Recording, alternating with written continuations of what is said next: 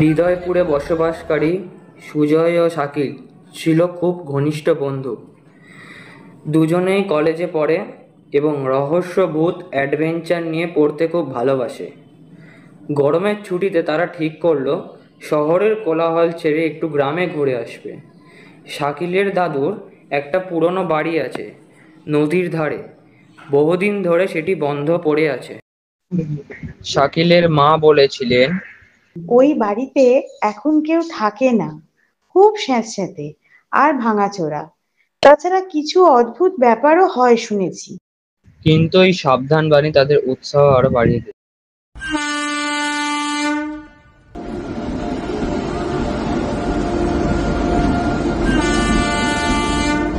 Train থেকে নেমে রিক্সা করে যখন তারা বাড়িতে পৌঁছালো তখন বিকালের আলো পড়েছে।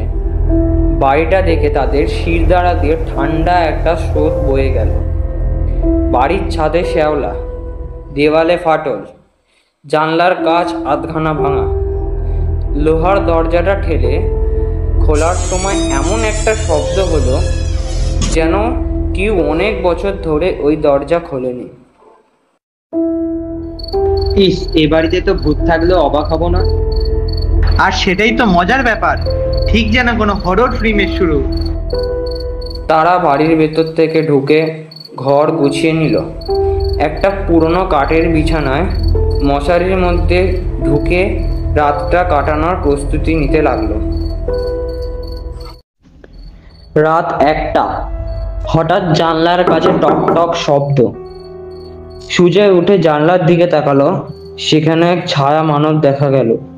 লম্বা গড়ন, ঢিলাঢালা সাদা পোশাক, মাথায় এক ধুতির মতো কাপড়, যেন সাধুর মতো কেউ। ভাই, এ ভাই, কে ওটা জানলার বাইরে?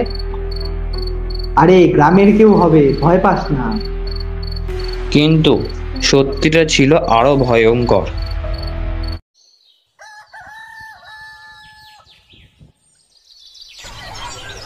পরদিন সকালে তারা বাড়ির ভিতরটা ঘুরতে লাগলো। গুদাম ঘরের এক কোণে ধুলো মাখা একটা ট্রাঙ্কের ভিতর একখানা পুরনো ডায়েরি পেল। পাতা হলুদ হয়ে গেছে, লেখাগুলো কাপা হাতে লেখা। ডায়েরিতে লেখা ছিল, ওই বাড়ির পিছনে ঘরের দরজা কেউ খুলবে না, যেই খুলেছে সেই ফেরেনি। সাধুর ধ্যান ভঙ্গ হলে মৃত্যু থেমে থাকে না। পিছনের একটি পুরনো বুককেস সরাতেই বেরিয়ে এলো এক ছোট দরজা। দরজাটা তালা মারা ছিল না। খোলার সঙ্গে সঙ্গে এক ঠান্ডা হাওয়া ঘরের ভিতর ঢুকে পড়লো। ঘরের ভিতর ঢুকতেই দেখা গেল মেঝের ওপর একখানা ছাকা দেওয়া পোড়া আসন, চারদিকে মোমবাতির ছাই, আর কেন্দ্র করে এক তালা মারা লোহার বাক্স। হঠাৎ জানলার পাশে ছায়াটা আবার দেখা গেল, এবার পরিষ্কার। চোখ দুটি এক দৃষ্টে তাকিয়ে। ভাই ভাই, ছায়া আমাদের দিকে আসছে, দৌড়া! তারা দৌড়ে গিয়ে দরজা ঠেলে বেরিয়ে এলো। পিছনে একটা গর্জনের শব্দ। এ ঘর শুধুই জানে, মৃত্যু যারা আনবে তারাও ধ্বংস হবে। তাই সকাল হওয়ার আগেই তারা ব্যাগ গুছিয়ে বেরিয়ে পড়ল।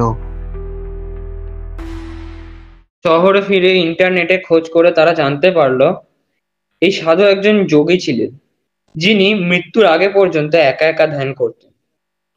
কেউ কখনো ঘরটিতে ঢোকার সাহস করেনি, আর যারা করেছে তারা মানসিক ভারসাম্য হারিয়েছে। গ্রামে এখনো তাকে রাতের বেলায় ঘরের জানলার সামনে দেখা যায়। বুঝে গেছি, সব কৌতূহল ভালো না।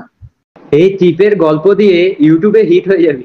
আর ভূতের বাড়ি, না, দূরেই ভালো।